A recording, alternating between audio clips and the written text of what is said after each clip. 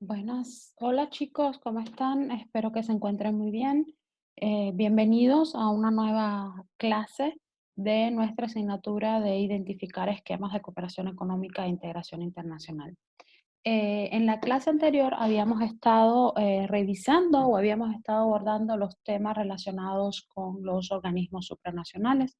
Habíamos visto qué características tenía, cuáles eran sus tendencias, las principales consecuencias, en especial para los países en vías de desarrollo, entre otros muchos elementos. Habíamos visto de alguna manera que la supranacionalidad o los procesos de integración supranacional implicaban necesariamente una cesión del Estado de las diferentes, o sea, de sus, digamos, capacidades o de su soberanía para comenzar a acatar las decisiones que se tomaban en el marco de esas organizaciones supranacionales a las cuales ellos se adscribían de manera voluntaria. Por tanto, este proceso de cesión de derechos o de cesión de soberanía ocurría de manera voluntaria por parte de cada uno de los países, pero estos a su vez asumían la obligación de tomar en cuenta o de respetar las decisiones que se tomaran en el marco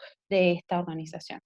También habíamos visto en la clase, en la primera clase que estuvimos grabando, que no todos los organismos supranacionales son iguales. Habíamos visto que hay algunos organismos supranacionales que son más amplios en su capacidad de decisión en relación a cuestiones de la vida política, económica y social de los diferentes países y otros que se limitan a algunos espacios solamente.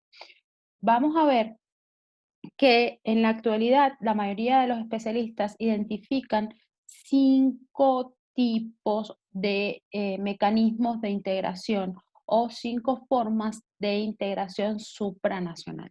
Dentro de la base de ellas, aquí las estoy presentando eh, según el orden de complejidad o según la capacidad de abarcar espacios de la vida social de los diferentes países. En la base de ellas, las más sencillas, por las que han comenzado la mayoría de las organizaciones supranacionales que actualmente que existen, son precisamente las áreas o zonas preferenciales. Discúlpenme, por favor, se me pasó la diapositiva sin querer.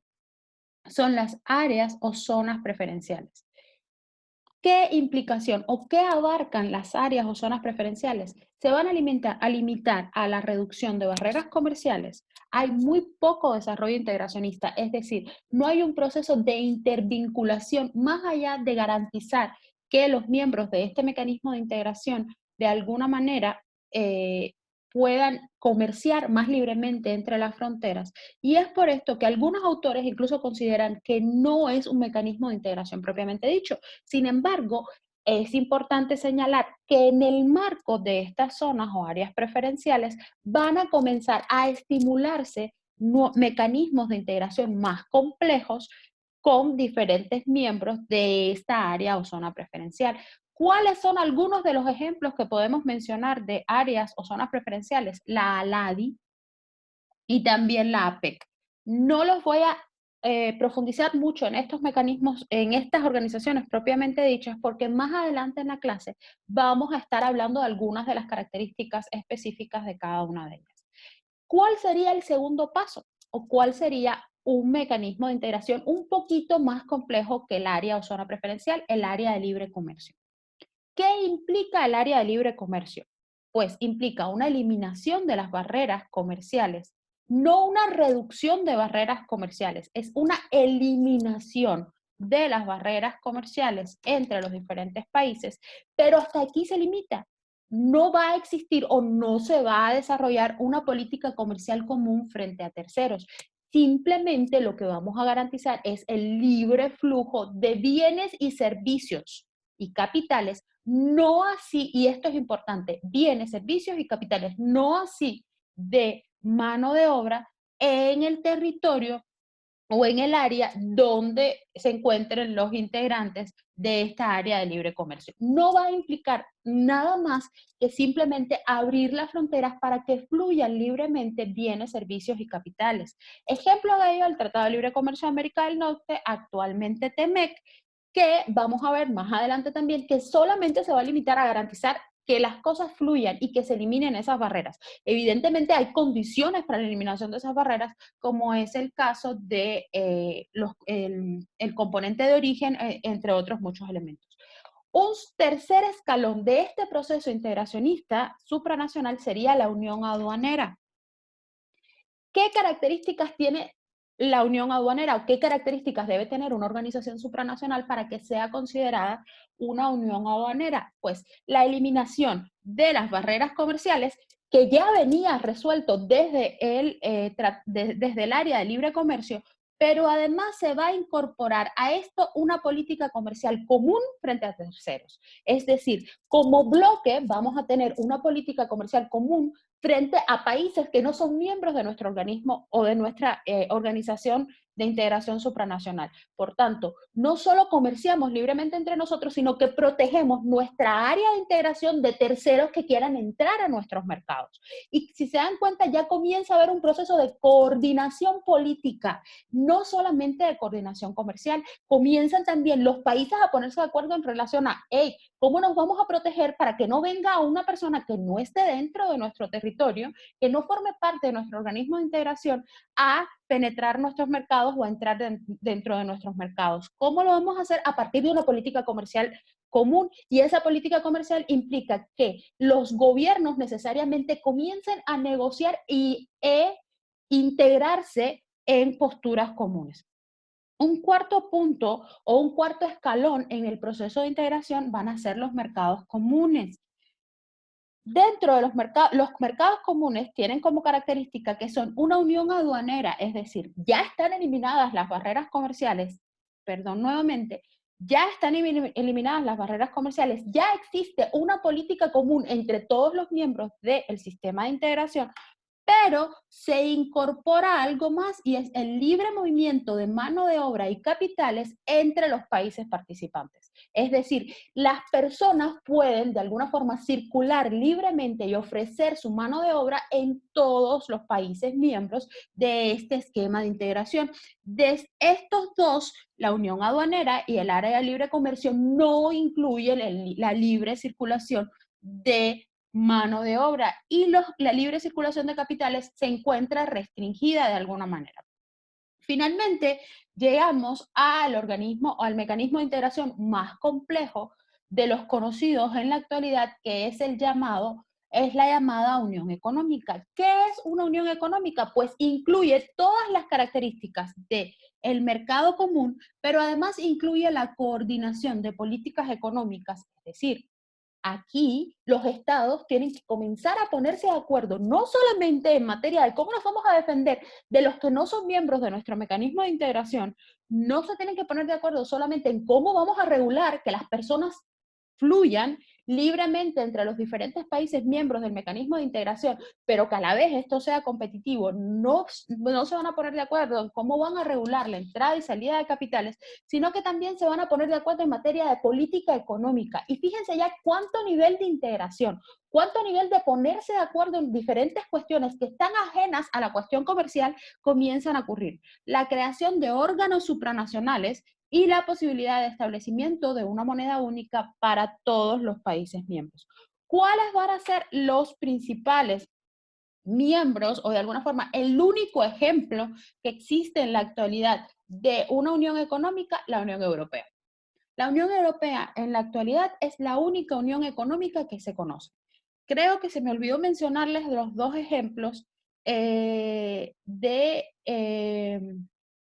mercado común que los vamos a estar viendo con posterioridad dentro de la clase. Entonces, este es más o menos el esquema que va a ir asumiendo el proceso de evolución o el proceso integracionista. Más o menos la evolución de un proceso integracionista va a ir ocurriendo así. Comenzamos con un área preferencial que puede evolucionar en un área de libre comercio si se eliminan las barreras completamente para posteriormente una unión aduanera que la característica extra que tenía era los procesos de, como habíamos visto con anterioridad, la política comercial común frente a terceros, hasta un mercado común y posteriormente a una unión económica donde aparece como característica específica la posibilidad de una moneda única y la presencia de organismos supranacionales, es decir, de un parlamento supranacional, de una aduana supranacional, entre otros muchos elementos. ¿Cuál es un ejemplo de área preferencial? Habíamos visto que un ejemplo de área preferencial era la Asociación Latinoamericana de Integración, por sus siglas ALADI, que fue creada en 1980 con los objetivos de reducir y eliminar gradualmente las trabas al comercio recíproco entre la mayoría de sus países miembros, promover el desarrollo económico y social de la región, renovar el proceso de integración latinoamericana, establecer mecanismos aplicables a la realidad social y crear mecanismos de preferencia económica para el establecimiento de un mercado común. Fíjense, crear los mecanismos de preferencia económica, pero esto no significa que el mercado común ya esté siendo creado o ya haya sido creado. Si se dan cuenta, aquí la cuestión es la reducción, o sea, se limita a reducir las trabas al comercio recíproco entre países, pero desde el punto de vista de integración no implica ninguna acción de ponernos de acuerdo o de tratar de armonizar políticas o armonizar puntos de vista entre los diferentes países. Sin embargo, las áreas preferenciales son extremadamente importantes porque dentro de ellas se logran de alguna manera crear mecanismos de integración mucho más complejos, como pueden ser tratados de libre comercio. Es, por ejemplo, lo que pasa en la LADI con el Tratado de Libre Comercio que tiene México, o algunos de los tratados de libre comercio que tiene México con algunos países de Latinoamérica se negociaron o se estimularon dentro del marco de la Asociación Latinoamericana de Integración. Algo similar sucede con la APEC. El Foro de Cooperación Económica de Asia-Pacífico fue creado en 1989 para consolidar la prosperidad de los países del Pacífico, o sea, todos estos que se ubican aquí. El Foro de Cooperación Económica va a tratar temas relacionados con el intercambio comercial, la coordinación económica y la cooperación entre los diferentes integrantes. Ni siquiera es un tratado formal, las decisiones casi siempre se van a tomar, casi siempre no, siempre se toman por consenso y funciona sobre la base de declaraciones no vinculantes. Es decir, la armonización o la exigencia por parte del mecanismo de integración para armonizar eh, políticas, incluso para obligar a los diferentes países a respetar las decisiones que se toman en el marco de este espacio precisamente, no existen. Sin embargo, la PEC dentro de su marco, logró negociar el Tratado de Libre Comercio de Asia-Pacífico, que en la actualidad es considerado como uno de los tratados de libre comercio con mayor posibilidad o con mayores perspectivas y se genera precisamente en el marco de la PEC, de el cual México también es participante. Ejemplos de áreas de libre comercio. Un ejemplo clásico de área de libre comercio es precisamente el Tratado de Libre Comercio de América del Norte, conocido como Telecán, que entra en vigor en 1994. Recuérdense que hace unos años, hace un año, casi ya 2 años, se comienza a renegociar este Tratado de Libre Comercio, que en la actualidad se le conoce en español como el TEMEC, que limita sus acciones a la eliminación de barreras aduaneras, retirar las restricciones existentes en el comercio de varios productos, es decir, comenzar a permitir el libre comercio o la libre circulación de bienes y servicios, protege los derechos de propiedad intelectual, es decir, se crean mecanismos para garantizar la propiedad de derecho, la protección de los derechos de propiedad intelectual, elimina las restricciones de inversión entre los diferentes países, entonces comienza a haber un proceso de libre circulación también de capitales y sin embargo no va a crear mecanismos supranacionales, es decir, no existe como tal un cuerpo de leyes por encima de las leyes nacionales del país que de alguna forma influyan o que formen parte de este área de libre comercio. ¿Qué significa esto solamente? Armonizar de alguna manera cuestiones relacionadas con las aduanas y la libre circulación de bienes, servicios y algunos capitales, sobre todo aquellos relacionados con la inversión extranjera, pero son medidas de armonización relacionadas o de alguna forma limitadas a cuestiones comerciales. Eh, Como les había dicho con anterioridad, bueno, pues esta es precisamente una de las características, como habíamos visto, de estas áreas de libre comercio. Es decir, vamos a abrir fronteras, vamos a crear las condiciones para que exista esta libre circulación, pero no nos vamos a meter en procesos de armonización política, no nos vamos a meter en procesos de armonización de legislaciones, ni siquiera vamos a generar una política comercial común, que es el caso de la unión aduanera, cuyo ejemplo, como habíamos visto con anterioridad, era el Mercado Común del Sur. Es un proceso de integración. El Mercado Común del Sur fue fundado en 1991, discúlpenme, con el objetivo de comenzar un proceso de integración y como parte de su política comercial común hacia terceros, establece lo que se conoce como el arancel externo común. Es decir, todos aquellos productos que provengan de algún país que no es miembro de el Mercosur va a ser de alguna forma grabado con lo que se conoce como el arancel externo común. Es una zona libre de aranceles para el resto de sus integrantes, a excepción de algunos productos como el azúcar, porque muchos de los países miembros del Mercosur son productores importantes de azúcar y de alguna manera generan o establecen alguna política, digamos, proteccionista a su mercado interno. ¿Qué diferencias tiene con el anterior? Pues bueno, aquí se pusieron de acuerdo la mayoría de los parlamentos del Mercosur para establecer este arancel externo común, que como habíamos visto con anterioridad, en el Tratado de Libre Comercio no había ningún tipo de producción hacia mercados externos. Llegamos entonces al ejemplo de un mercado común. Les había dicho con anterioridad en la clase que íbamos a ver los ejemplos más adelante. Pues, ¿cuáles son los dos grandes ejemplos de mercado común? Primero, el Mercado Común Centroamericano, MCCA, que está regido por el Tratado General de Integración Económica Centroamericana de 1961 y que con el tiempo se han ido modificando sus protocolos. En 1993 se establece como un tratado de libre comercio, pero ya en 1997 aparece lo que se conoce como el Parlamento Centroamericano. Y fíjense que ya hay una organización supranacional que requiere o exige de los países miembros del Mercado Común Centroamericano un proceso de armonización de políticas y de cesión de derechos para respetar las decisiones que se tomen en el marco de este organismo supranacional. ¿Verdad? En la actualidad existe libre comercio entre los países que además se encuentra armonizado hasta un 96% de todos los productos, pero además existe un conjunto de regulaciones o reglamentaciones desde el punto de vista de los sectores políticos y sociales que van a estar reglamentados por este, digamos, organismo supranacional que es el Parlamento Centroamericano. Además, se establecen acciones de cooperación eh, y se comparten riesgos de inversión entre los diferentes países miembros de este mercado común centroamericano.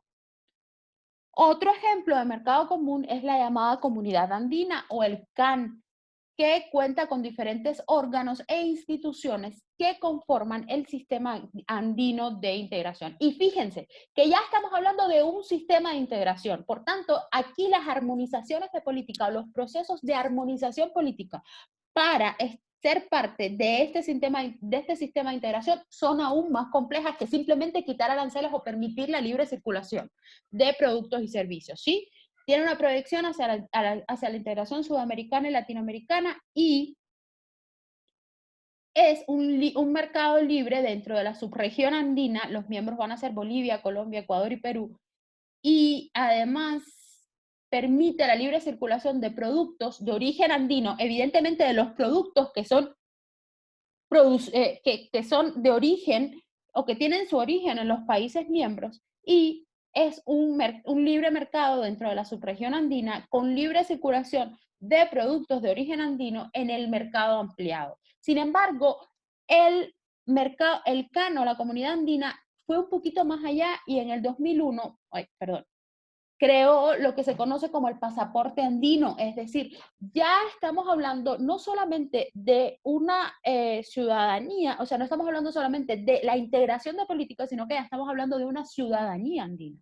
Es decir, se reconoce una ciudadanía o se reconoce a esa persona no solamente ciudadana de alguno de estos países, sino que también tiene el derecho de circular dentro del resto de los países que forman parte de este organismo de integración. Y para el 2003 ya se establece el libre tránsito de personas con la sola presentación del documento oficial, es decir, de tu identificación oficial de tu país de origen.